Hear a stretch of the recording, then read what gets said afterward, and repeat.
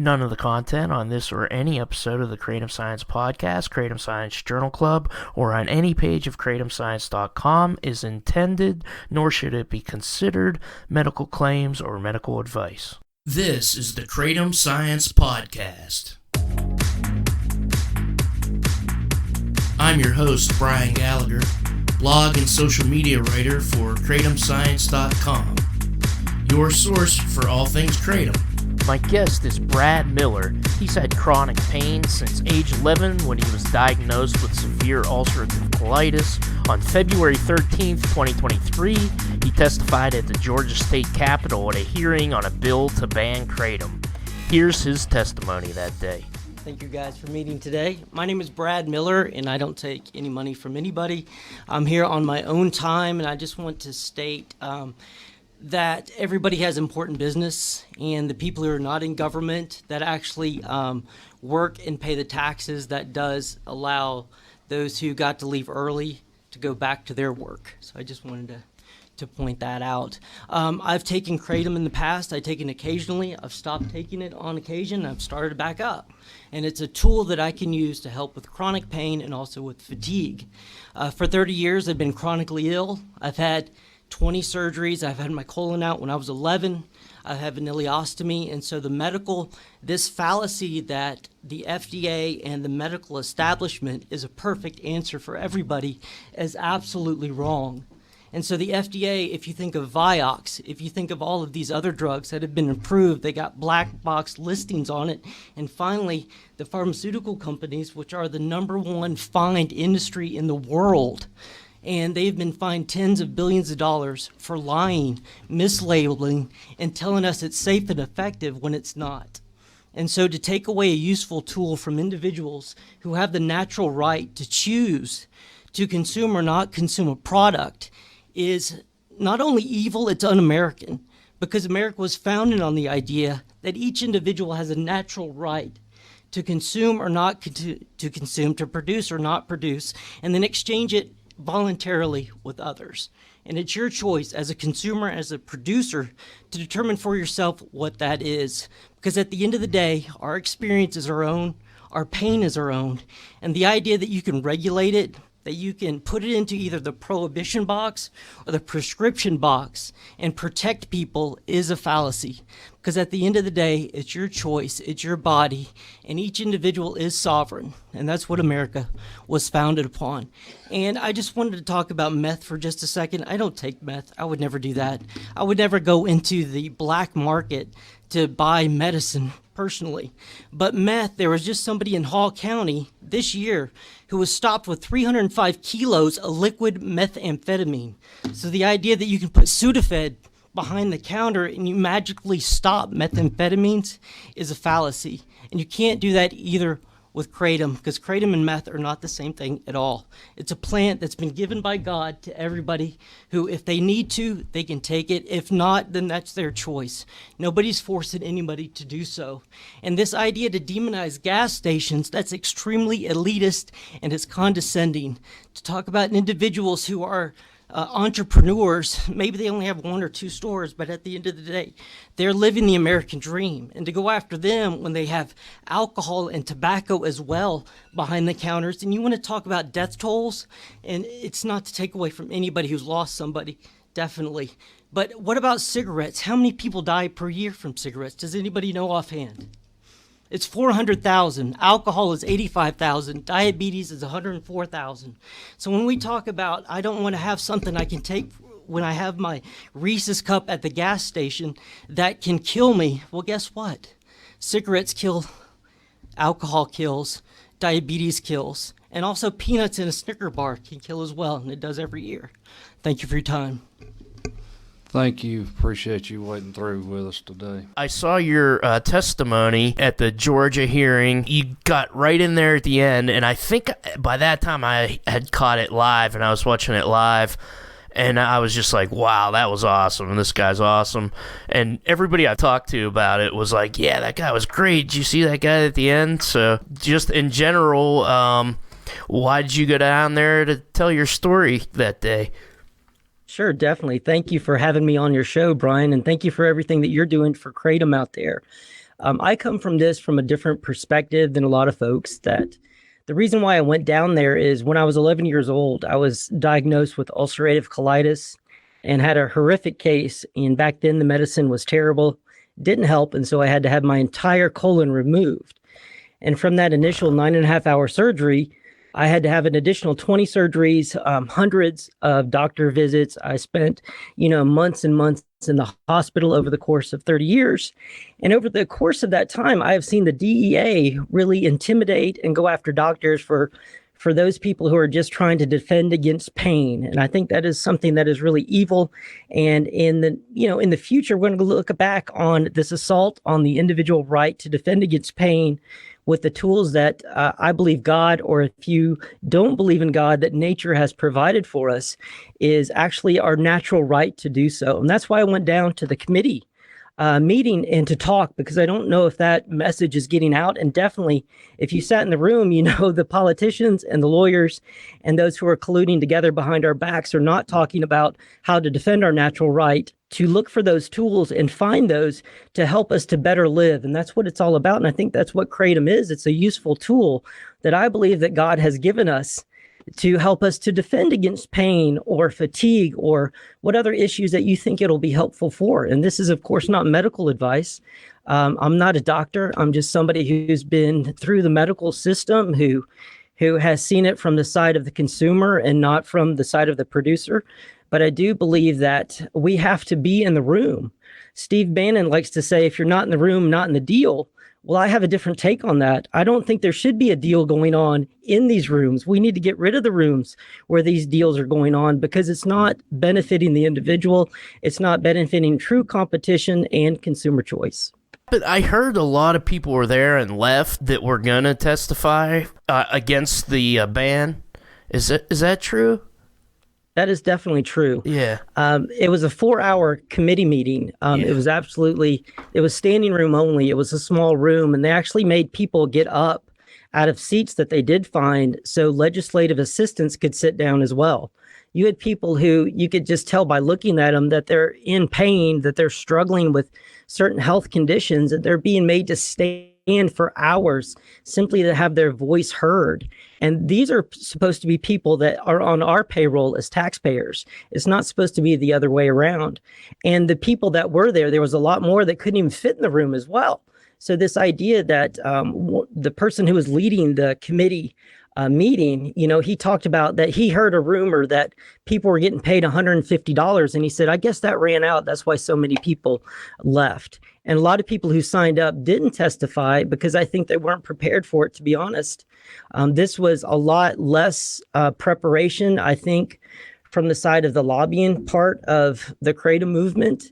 The last time in 2019, I believe it was, when this first came around with the Kratom Protection Act, the AKA did a great job of getting people in a room an hour before and discussing really the parameters of what to talk about and what to focus on. I think that was extremely helpful. I think this was more of an expert type of committee hearing, but at the same time, they allowed the experts from the state to go on for up to 20 minutes. There was the doctor, I believe, Dr. Lopez, from the head of the poison control, who's been in the same position since 1988. And he talked for over 20 minutes, and it was rambling. And he went over and over, and it turns out he wasn't prepared at all. He didn't go over the case files before he showed up. And so you could really see the depth of knowledge and passion and understanding on the side of people who want to have this tool out there for individuals to buy without going through either the prescription drug, the legal cartel system, or the illegal cartel system, because that's what it seems like they want to push it into. Yeah, he was one of the ones that I was saying, he has the front page of Google bullet points. And I think a lot of these poison control calls are just people who are surprised that something they bought and maybe a store or gas station actually works, and they're a little bit, whoa, what is this? and maybe they took too much and got sick. Because we looked at the poison control. I forget, it was a few years ago. There was a published paper on just the poison data system, and it was people who they were dizzy, they had nausea, they might have had heart palpitations. Likely that's panic attack because they don't know what was going. It was like things like that. It wasn't like, oh my God, I'm dying. Actually, in your testimony, you were talking about the gas stations, and you were talking about, well, they're just like little entrepreneurs, and guess what? They're also selling alcohol and tobacco.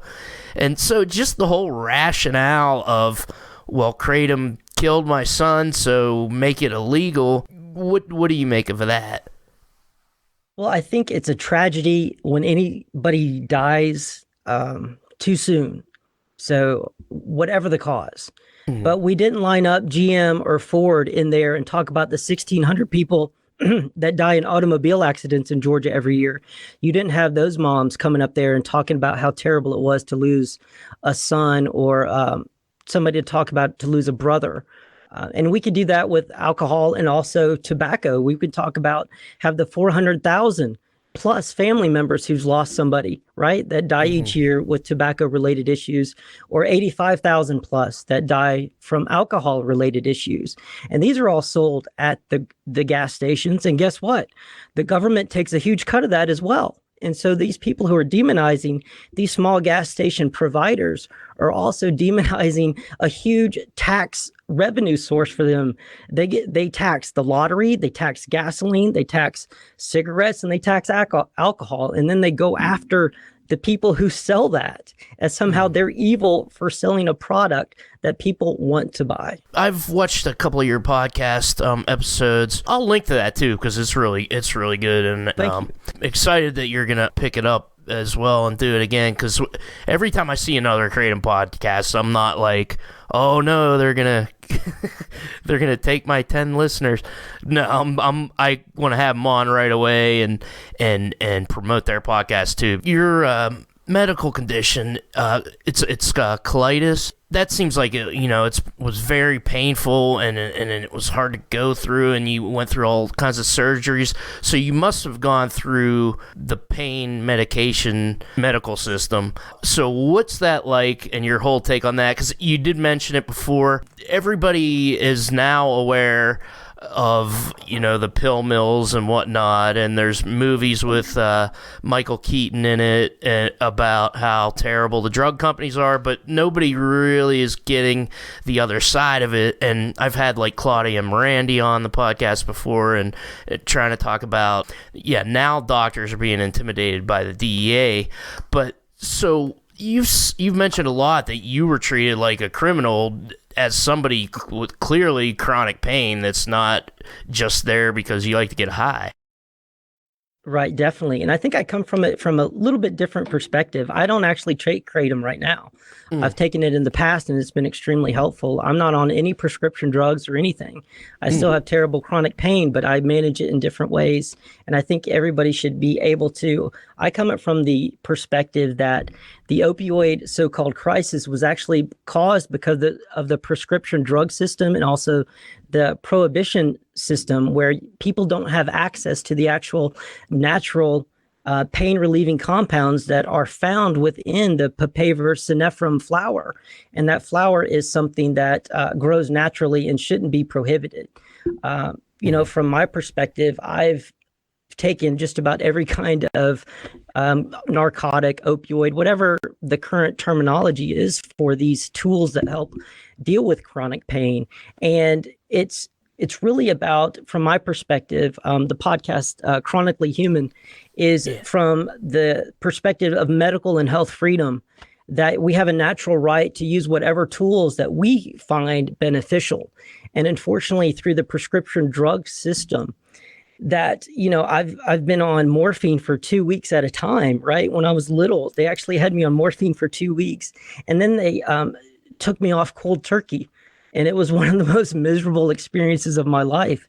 And this last time around, when I was cut off from chronic pain management with pills I'd been taking for a long time, for years and years, but the doctor, because of the 2015, 2016 CDC effort to go after doctors and write these guidelines that basically said that general practitioners can no longer practice medicine that has to do with pain, which is absolutely insane in my opinion.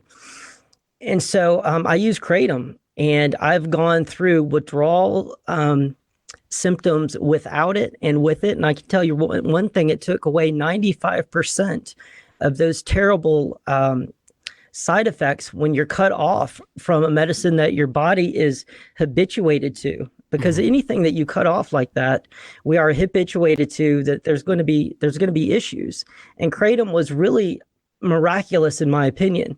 And that it being demonized at this time, I think is really evil and shows the intent and the incentives that are in our current system that aren't producing the results that we all claim to want, which is to help the individuals who are in pain to be able to better defend against it with the best tools that they can find. Yeah, definitely. You said you don't take Kratom right now. Well, I do. I take it on and off. It's a tool in my toolbox. Yeah. And I look at it as not as a panacea at all. For just like anything else, it's a tool. And so if I do need it, which I do take on occasion now, I have it. But if I don't, it's not something that I have to have, because they talked about those who have compulsive consumption issues, that they're just substituting one substance for another, right? And it's funny that the whole medical rehab system is predicated on the idea of drug substitution, right? But at the same time, they demonize it when somebody else is doing it with something that grows naturally, which is kind of, I think, illustrative of what their agenda truly is. See, I know at that hearing they were saying a lot of, well, you can make it Schedule II, so only a doctor can prescribe it. I'm not sure that would even work that way, because cocaine is Schedule II. I think Novocaine's the actual drug. There's a approved drug that dentists can use. But how important is it for you to be able to make your own choice? And would you, because a lot of people are saying, trying to think of how to deal with Kratom, would you be opposed to like a dispensary model like with marijuana? Or would that even be too much of like a gatekeeper in place there? I'm a 100% free market guy. I believe in a free society and a free market. I believe that the experiments have also already been ran, whether a free market or an unfree market produces the results that we claim we all want. If you think about the 20th century, we saw the different systems where the free market was replaced with a top-down economic system. And we see the absolute horror and tragedy that it caused on a massive scale. Over 200 million citizens were killed by their own governments in the 20th century. And we're seeing that same disparity between freer markets and unfreer markets today in places like North Korea and South Korea. So I'm actually, I'm a free society, free market advocate, because I believe individuals can decide better than any politician or anybody else, any bureaucrat, even a doctor. I believe that it's the individual right at the end of the day to choose to be a producer or a consumer, and then to negotiate through exchange, peaceful exchange that benefits each party. And that's how the free market works. And that's why the results that you see with the free market always outstrip, as far as production, innovation, competition, and consumer choice, those markets that are unfree. What do you think of then some of the regulations that Kratom companies should have to test the Kratom, and some of the stuff that goes along with the Kratom Consumer Protection Acts? Sure, definitely. I'm a big fan of honest labeling, because when you buy a product, you're entering into a contract with that producer. They're saying that I am offering you this, and you are willingly buying that product from them. So I do believe that there should be testing, but should that be mandated? Or should the market decide? And when I mean the market, I just mean individual choices. We already have a lot of companies now who are doing the right thing, or at least it appears to be to me, that are testing the products. If contamination was such a problem, which they claim to be, then people would be dropping dead across the world, because Kratom is being used by millions and millions of people across the world.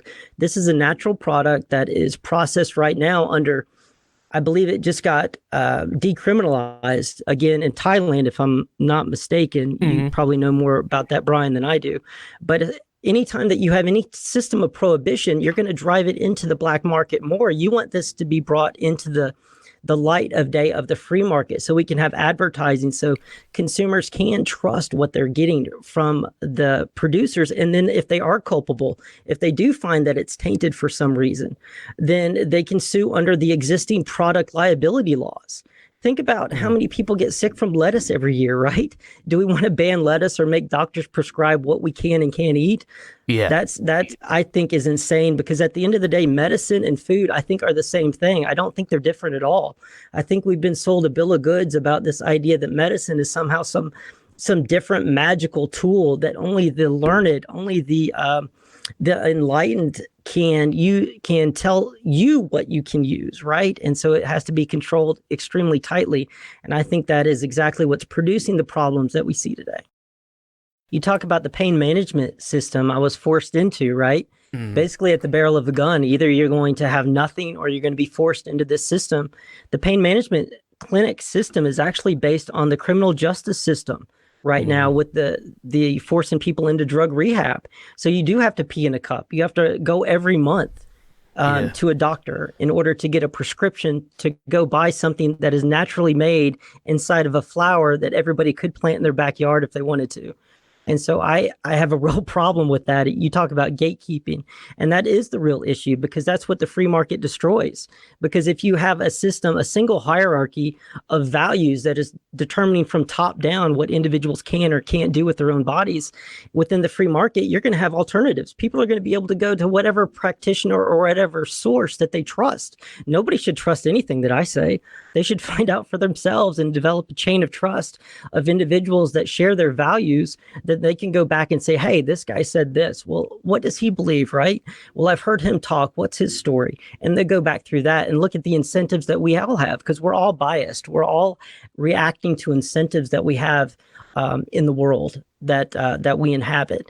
And I think within the free market, at least we're honest about that we are pursuing self-interest. So nobody can lie about being unbiased or about being the gatekeeper of the truth, right? And I think you talk about how the individual is so different when it comes to Kratom. I think you're exactly right. I think that comes for everything, because if you look at people, how they respond to opiates, it's a huge spectrum of people who are really fast metabolizers and not. And I'm not saying Kratom is an opiate at all, but I'm just talking about the opiate as what comes from the Papaver sinneferum plant, the poppy flower. Yeah. That everybody is so different. And then you have 1% to 2% of the population, when they take opiates, they go to the moon, as Dr. Klein says. And if that does happen to you, then you're probably going to have a compulsive consumption issue. And that, thank God, there's stuff like Kratom and Ibogaine and different other medicines out there that can help people. And I come from the perspective that it is a toolkit, whether it's made by God or nature or by the mind of man, that we should all have the opportunity to have the best toolkit for each individual, for each issue that we all have, because we're all looking to defend against our common enemies, which are pain, disease, degeneration, fatigue, depression, and death. You wrote on one of your podcast episodes that opioid withdrawal by itself is miserable. Having to experience it on top of chronic pain and feeling ill is almost unbearable.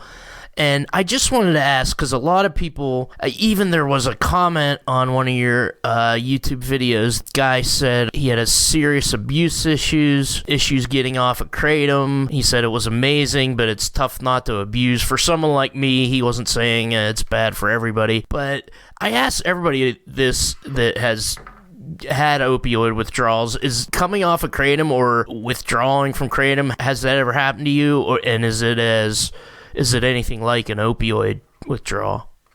It was nothing like an opioid withdrawal. I was put on tramadol, which was supposed to be this synthetic opioid that was supposed to be not have those issues that the traditional opioids have. Because what happens is they always demonize what works best, so they can sell you something new that works worse. So that's what it seems like to me. So with Kratom, I didn't have that issue. And you're right about being in chronic pain and then going through withdrawal, because I think withdrawal symptoms are 100%. I would say 90 to 100% avoidable. And this idea that you have to force people to suffer, maybe because you think they're sinful for taking a product that you never would, because you haven't been in their situation and understand where they're at in their life, that you enjoy watching other people suffer. Maybe there's this terrible thing inside of humanity that does enjoy the suffering of others at a certain level. And I think that's where a lot of this issues around the war on drugs is punishing those that we are not like us, or we think are not like us, but truly they are us. We are them. We're all in the same boat, man. We're all struggling with the same issues. And as far as compulsive consumption, people who have that issue, that it's going to be something that happens with gambling, that happens with sex, that happens with alcohol, that happens with tobacco, that happens with eating, that happens with work. It happens with everything, and everybody has to manage their own deal and find the best ways to live a productive, fulfilling, and life full of love and purpose. And I think that's what it's all about. And when we get bogged down in these small issues, like that guy from the author of the bill to Schedule 1 Kratom, that I don't think he's a bad person for doing that. I think he's just ignorant. He doesn't understand what's really going on. And if you were at that committee meeting, or you do watch it, I highly recommend everybody does, you'll see the difference. And I'll let you judge for yourself what you think. Right? You had the emotional appeal on one side, you had the appeal to the authority on one side, and on the other side, you had the appeal for freedom. And I think this is a part of the broader issue of medical freedom and health freedom that I think is important that we all share. And I think that's one thing. You talk about the dispensary model.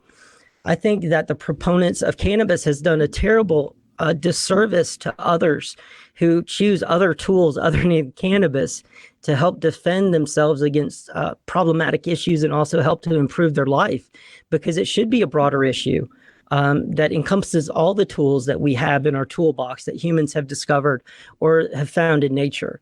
And I think that with Kratom, it should not be in the dispensary models. I think that's just another form of gatekeeping, like you talk about, because the politicians are going to be in charge of the licensing. And we have seen with cannabis what that looks like, that you have another basically legal cartel system, that you have the small producers are kept out while the larger producers are gobbling up all the original pioneers in that space. And I think that's a disservice to us all, because it drives up the price artificially. Because in the free market, what you get is, with competition and consumer choice, prices go down while choices go up. So I think that's what I prefer when it comes to the toolkit that I want to assemble for helping to defend my health and also improve my well-being. Yeah, and you can see that in some of the states like Oregon and Michigan. I have a friend that lives in Michigan who said, well, they gave a whole bunch of licenses because they were doing that, I think, to combat the illicit market. And the price was like way low. Like, he said he can get an ounce for like $35 up. So that was interesting. And it's kind of like the home grow thing. I know in Pennsylvania they're kind of fighting against the industry's lobbying against home grow, which I think we have medical here now. I have my medical card. It's just a way to get money out of you. I gotta pay a doctor $100 a year. I just call him on the phone and he gives me my card. Then I have to go to pay the state $50. Then I have to go buy the cheapest marijuana I can get. It is like $35 for an eighth. I don't even have to ask you really, but I'm sure you're in favor of home grow of like everything, including kratom plants, opium poppies. Absolutely. Yeah. I believe that it's your natural God-given right to grow what God has given us all. If you think about the monopolization of a seed, because that's what it truly is. Right? This idea that a certain privileged class of producers can monopolize or prohibit a substance, either to drive it into the legal cartel or the illegal cartel system. It destroys competition. It destroys the individual's ability to become a producer and also to consume what they choose to. Think about the quality control issue, right? What if kratom was grown in Florida? I know that there's pilot programs, I think for the last few years or even longer, for growing kratom in the state of Florida. And think about that as far as a production site goes. I believe that America can be the number one producer of all of these agricultural medicines or ancestral medicines or whatever you want to call the plant-based medicines. That it's funny how the people who are calling for a plant-based diet are not calling for plant-based medicine. I think that's kind of ironic and maybe helps to put a spotlight on some of the principles that they think that they're living by, when in reality, they're just following what the establishment is pushing down on a lot of people.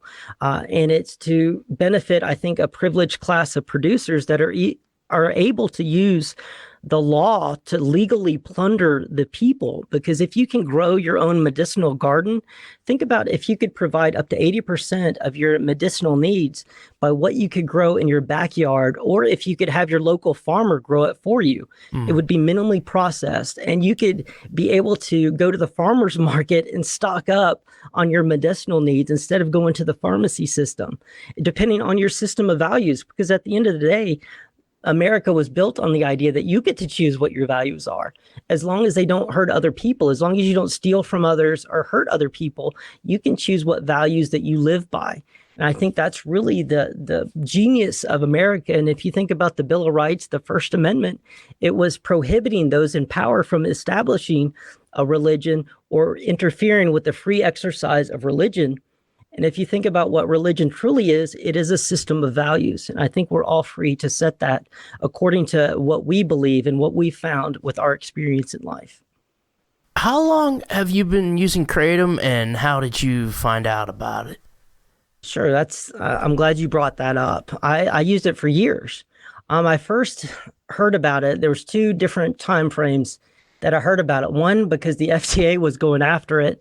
And the way I look at life, if the FDA is demonizing something, then that's probably a useful tool that I can use on my own to help improve my health and defend against the things I want to defend against.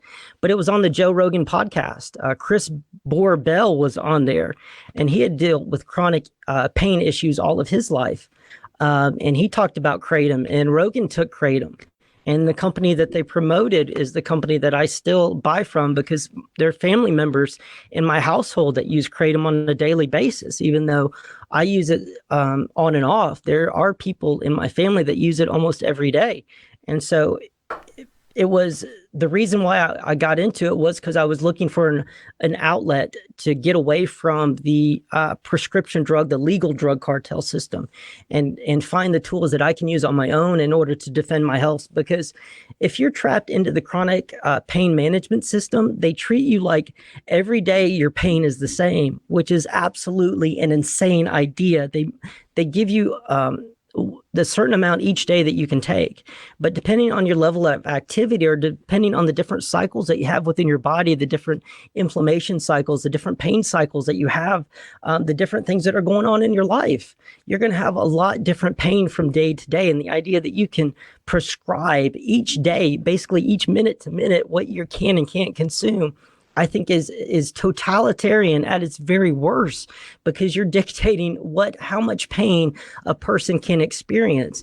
And I believe that is tantamount to state-sanctioned torture, that by these decisions that people are making inside committee meetings, where individuals like myself and yourself are not there to defend what we believe is our natural right. And so I got into Kratom because of the Rogan podcast and because the FDA and DEA were going after it. See that? FDA and DEA, you shouldn't... keep going after other things that might help us so we can find out about them. That's right. The thing I would worry about with like growing poppies especially is there's a different amount of the actual opium. It might be stronger one time, the other time, but with all these, like our own testing, all this technology is getting cheaper and cheaper. I feel like in the future you'll be able to even like test if we're not threatened with arrest. We'd be able to grow poppies in our backyard and maybe get a testing strips that we could put in the tea or whatever it is we make from it. That's the one thing that I wish with Kratom we would get an alkaloid profile, but the labs just aren't there yet. But I think that'll happen. Yeah. once the FDA gets out of the business of demonizing it, I think you'd have a lot of money flow into the space, and you would have that testing. And I think the same thing that goes with growing your own poppies, that you would be able to develop different strains that would have guaranteed amounts of alkaloid in it. That the pharmaceutical companies do that already. You know, Tasmania is the number one grower of so-called legal poppies, and they can tailor the poppies that they grow to what the pharmaceutical companies' profiles that they want for that year as far as production targets go for. So I do believe the technology, if it exists at the pharmaceutical level, that it would come down to the individual level, or at least at the local lab level, that you could have the farmers produce it and then take it to get an assay of alkaloid content. And I believe people are smart enough to self-administer different products as well, that if you are afraid of the strength of something like, let's say, poppy tea, that you could self-regulate that and drink a small amount of it and see how that affects you. Because when you drink it over a period of time, you know, you're talking about levels that are pretty low compared to the concentrated doses that we get with the pharmaceutical made products. But I understand your concern, and that's something that I think the market would figure out, or individual inventors would figure out. And I do agree that testing is important. The more we know, the better. And I think natural products are demonized because you don't know.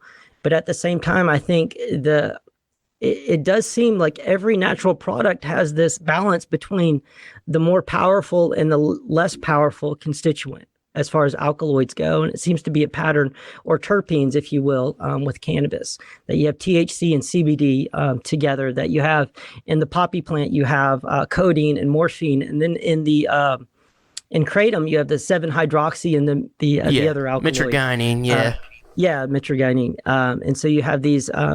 you have the powerful in smaller doses, and then the less powerful in the larger doses. You said you stay away from extracts? I do, yeah. I've taken one time, and to be honest, I didn't think it was beneficial. And like you talk about, as far as alkaloid content, I'd like to know exactly what it is. We can do that with cannabis, so I think we can do that with alkaloids in different plants as well. Yeah, extracts, I think they should be legal, personally. I think they should be 100% legal, because all you're going to do is drive it underground. And then you're going to have the black market selling the extracts, which are going to be 100% worse than what we have at the moment. Because if you look at, when they talk about scheduling 2 kratom, what I want, if I had more than 3 minutes, we can talk about the committee hearing a little bit more. I think that's important as well, the way they structured it. But we had about 3 minutes, those who were advocates. And I didn't get a chance to say, well, guess what else is Schedule 2, right? That's fentanyl, right? And that's being adulterated in products across the country. And the FDA and the DEA, we're supposed to trust them with securing our products and securing what should or should not be in a product. But right now, they're allowing adulterated products to enter the country in mass amounts. And I believe that could be stopped overnight if kratom could be promoted on TV like they promote the legal drug cartels, and also if heroin was legal. I know a lot of people will think that's a crazy opinion, but over time, I think more and more people will come to the realization that if you prohibit something, you drive it into the black market, and you have adulterated products, and the accidental fentanyl poisoning that's going on right now is 100% due to prohibition. And I believe it's the government's fault. And I think that I know that prohibition has been proven over and over again to produce predictable results. And we see that time and time again. During alcohol prohibition, the government actually poisoned and killed over 10,000 Americans by putting adulterants in industrial ethanol, that they knew people, that it was being diverted for people, the poorest people who were buying it, because they couldn't afford the more expensive Canadian whiskey or the Irish whiskey that was being smuggled in and helped to build some of the biggest political dynasties in America today. The problem with prohibition too, it drives away information cycles. So information is being siloed, and it's being prevented from being shared, because people should be able to openly talk about everything. And they've labeled stuff medical, and all of a sudden medical speech is somehow outside of the free speech that we are all guaranteed by the First Amendment. The First Amendment is a prohibition against government, that they should not interfere with our freedom of speech. And freedom of speech is so important because humans are tool makers and traders. And in order to trade different tools, we need to be able to talk. And so if we talk, we trade, we use tools, and we can improve civilization like that. And if you think about what is civilization, it's tool use. And how do you pass along the knowledge about tool use and improve the tools that we have? And it's through talk and it's through trade. You had a tea video. Is that usually how you prepare kratom in a tea? Absolutely. Yeah. Tea is the number one way to do it. The taste is absolutely horrible. If anybody knows a way to mask or to improve that, I'm open to suggestions. I've done capsules as well. One thing that I've really liked, and that's something I'll go back to using probably on a more regular basis, is kratom with CBD in it as well. There's the company that I buy from, that's one of their products, and I've found that to be effective for pain management, and also just for with fatigue and everything else that comes with pain, because pain is just not an experience like stubbing your toe, right? Mm-hmm. When you have gut pain or bone pain or tooth pain, or if you have headache pain, there's a cascade of symptoms that go along with it, which is basically what I call misery, right? And so any product like kratom or CBD or a combination of those helps to alleviate the constellation of symptoms, that not just to focus on the pain. One thing at the committee, they talked about 7-hydroxy and kratom being, I think they said 13 times more powerful than morphine. And what's interesting, if you read about those studies about how they determine those factors, they use rats, and they put rats on these hot plates.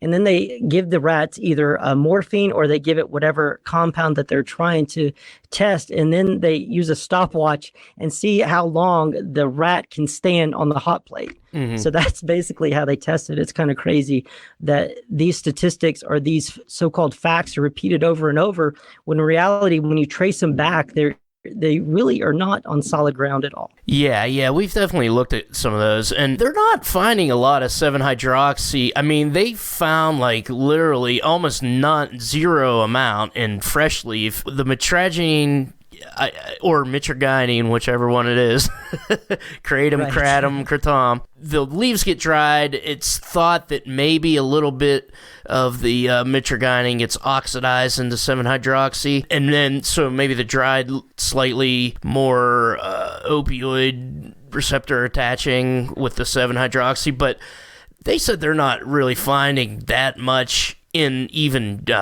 plain leaf either. So it's actually a metabolite of mitragynine. So that's usually what's going on. And there's been a few studies that have shown that only 7-hydroxy that's consumed is what increases, the morphine-like whatever. But when it's metabolized, mitragynine itself has its own set of pain-relieving properties as a molecule. I'm just trying to remember the conversation I had with Dr. McCurdy. But do you have a doctor that you talk about your kratom use with, or do they just completely reject it? To be honest, I've kind of stopped going to the doctor for the last few years.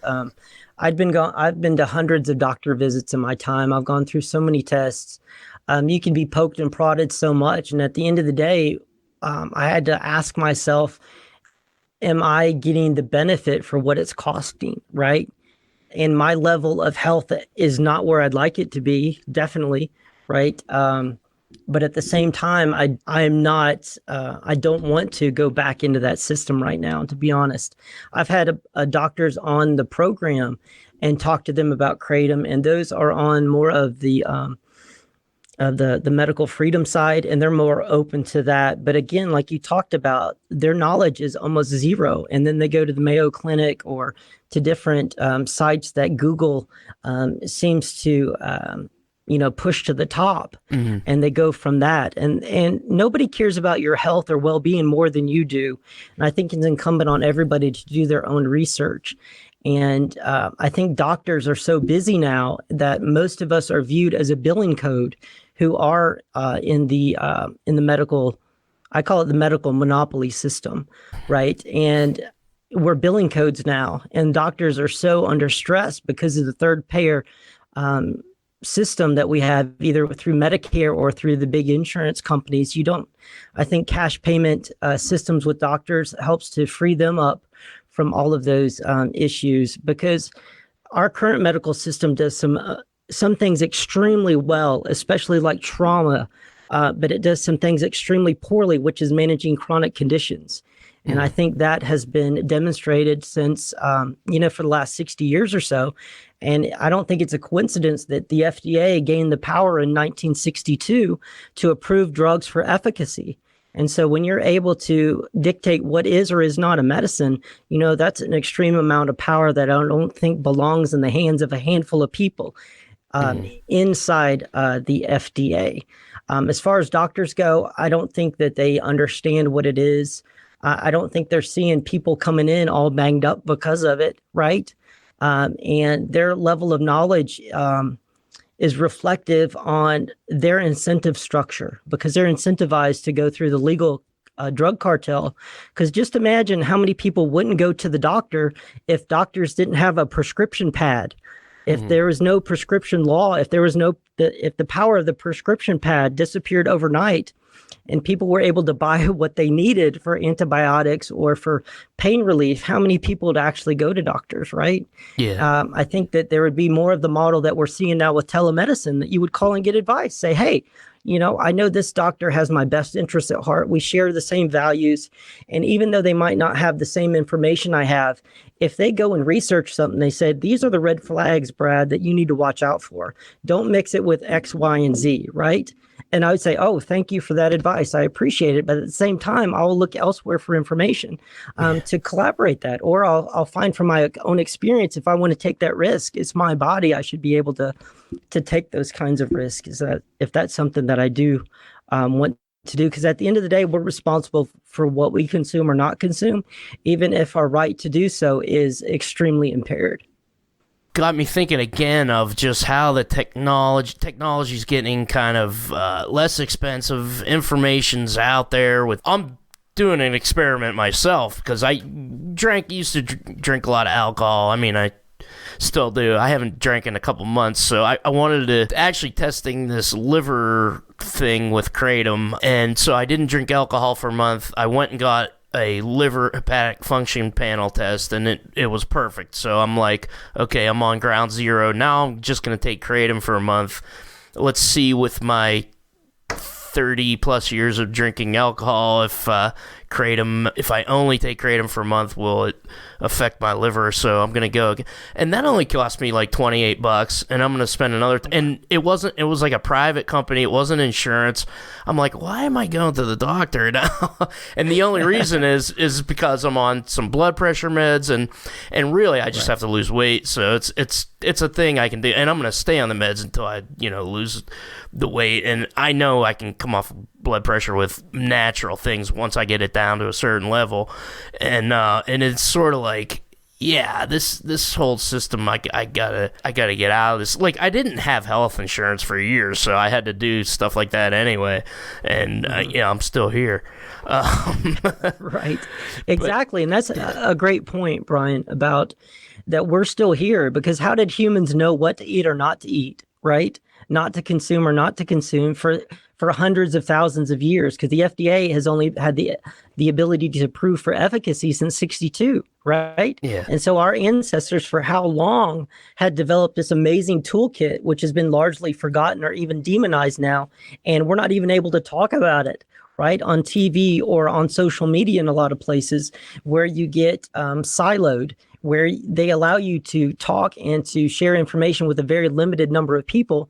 And those low information consumers aren't able to get access or exposed to the information that I believe that if they did have it, that they would be making a lot different choices. We do a journal club series as part of the podcast, and I do it with a neuroscientist, and we talk a lot about institutional biases, and a lot of the funding, number one, comes from pharmaceutical companies trying to develop a drug, but there's just general institutional biases where they're not going to consider a perspective. And I like the scientific process and everything, and I just wish that could be combined with the needs of people, rather than just such this dominant institution that says you can't have this so much. This is the level of risk. And I think we're evolving out of it. I just think this whole Kratom conversation is kind of like a microcosm of that, of people just wanting to make their own choices and not having to live with this whole drug scare thing that's just been a lot of nonsense for 100 years. Absolutely, definitely. I think that Kratom is an issue that everybody who's concerned about medical and health freedom should be supporting right now. And I think it's very indicative of some of the actual goals of some of those people who do talk a good game about medical and health freedom, but at the same time, they want more freedom for doctors inside of the bureaucracy that they have, rather than actually focusing on the consumer level freedom, which is what I focus on, and the producer level freedom. Because at the end of the day, I believe that producers and consumers should be the ones who are having this conversation, right? And then you would fund different institutions to do the testing that you're talking about, that you would have independent labs who would be funded either through crowdfunding or through producers getting together through different types of organizations, of industry organizations that can help fund this stuff. Because like you said, the more information, the better. The scientific process is great, but it is one perspective on reality, right? On truth. And at the end of the day, humans, we are more experiential, evidence modeled creatures, right? But we do want that scientific knowledge that a certain substance we predict will do this, right? And that if you take something with something, that this is the risk profile for it for you. I think that's very important. I think that the more individuals talk about their experience, that you combine those together, the laboratory findings as well as the actual real world findings of people who put this into practice.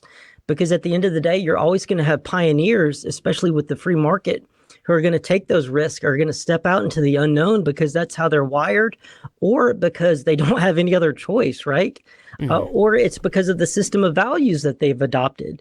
I think one of the best aspects of the committee meeting was the scientist on the Kratom side was talking about how different people have different system of values, and that some people don't want to go through the synthetic factory-made medicine model, that they want to go through the natural model, like his wife. I believe she's actually plant-based, and she would prefer to use plant-based medicines as well.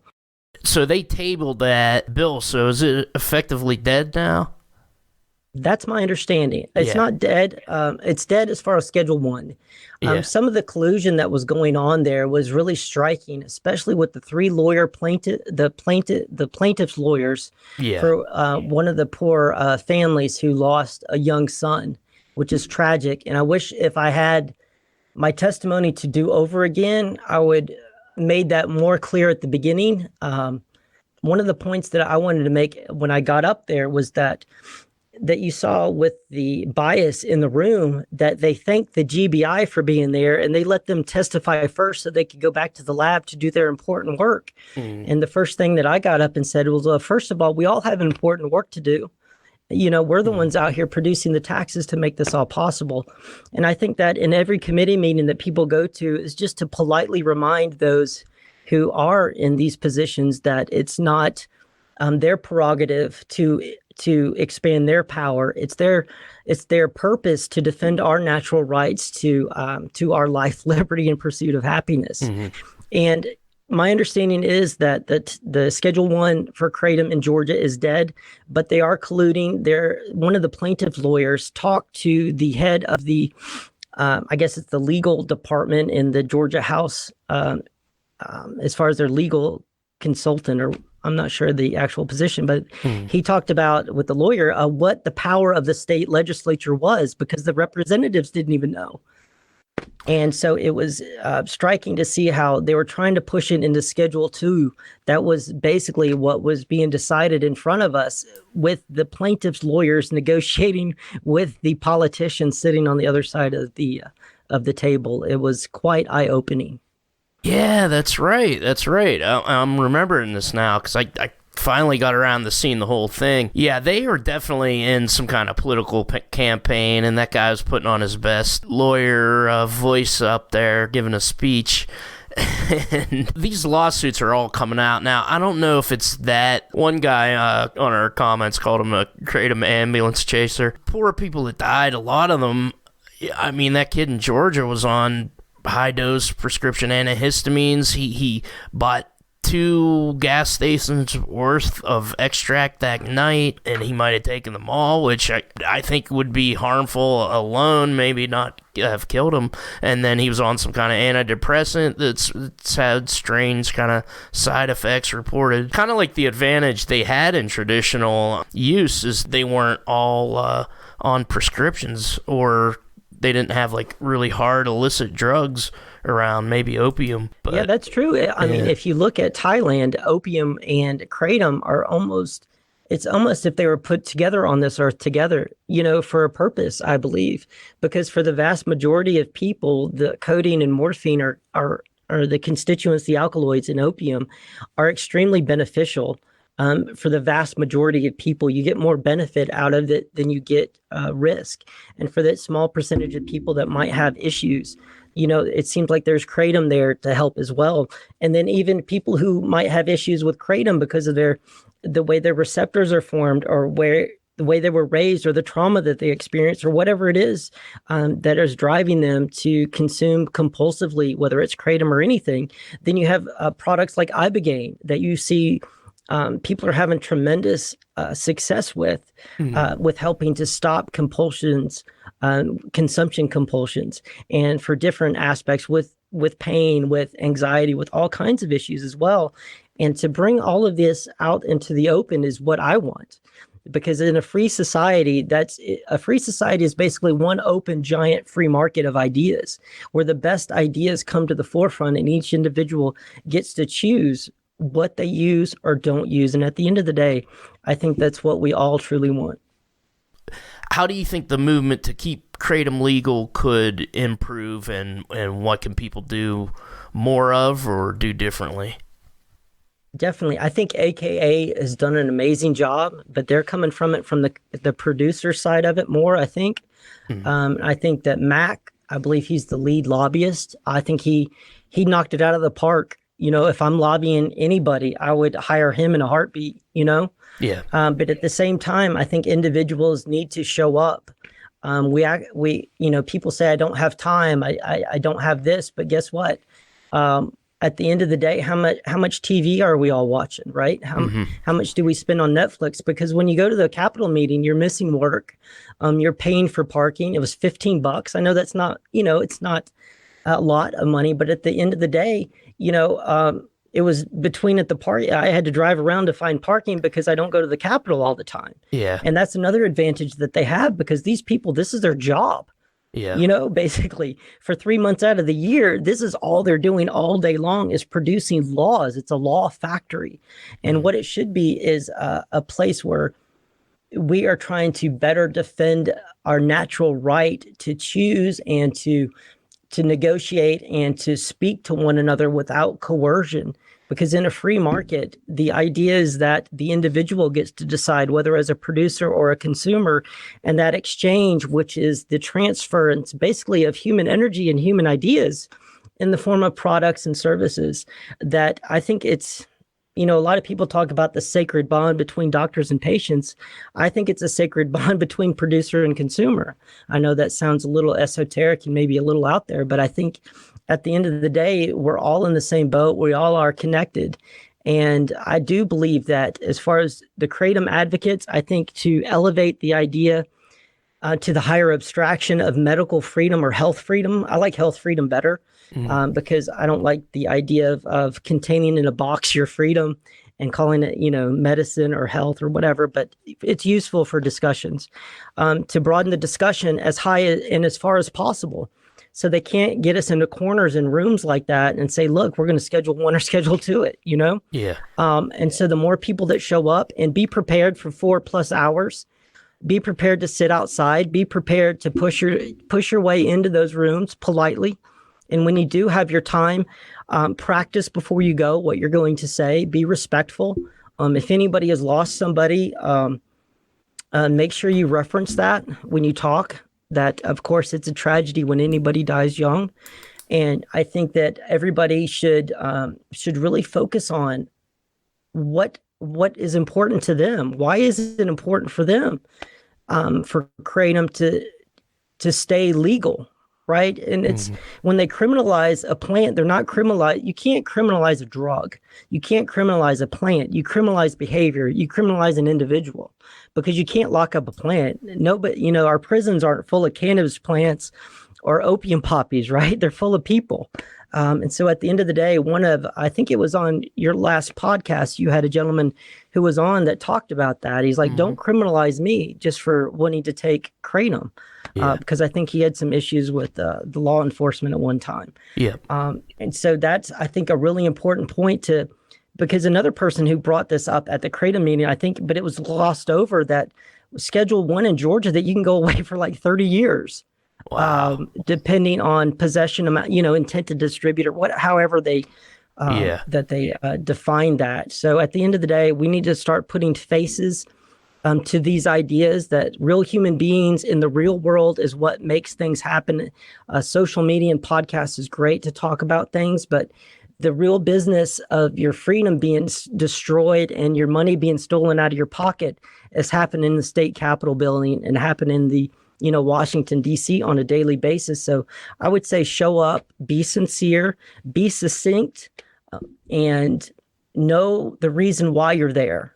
And if you know the reason why, then you can suffer through a lot to make sure your voice is heard. Because at the end of the day, politicians are parrots. That's really something that hit me this time around, because all they were doing was repeating what they had heard or what they had read. And so we want to give them the best words that help us, right, defend against the intrusions upon our freedom. Because at the end of the day, life is very short, and the amount of pain that you suffer in this world can really affect your life. And if it's not for you, it's for somebody else, or it's going to be you someday. Because everybody who is demonizing those who choose to use tools to help them defend against pain, fatigue, depression, anxiety, or these other issues that you don't have, or that in the future you will. Because at the end of the day, we're all going to be exposed to disease and pain. And just think about how terrible it is if somebody has a toothache or something, that you're not able to, if it's the weekend or the holiday, right? How many people have suffered terribly because of that? How many people have suffered because they've sprained ankles? Or I think there's so much unnecessary pain in the world that can be addressed by the tools that I believe God has put on this earth, or that the mind of man has discovered, that are extremely beneficial, that we can know and mitigate the risk. Because at the end of the day, everything is dangerous, right? At the end of the day, you can drink too much water and it can kill you. People have done that. How many people drown every year? And at the end of the day, if you talk about people being addicted, aren't we all addicted to oxygen? If somebody doesn't have air in 3 minutes, what do they look like? Are they desperate? Are they struggling? Will they do anything for another breath?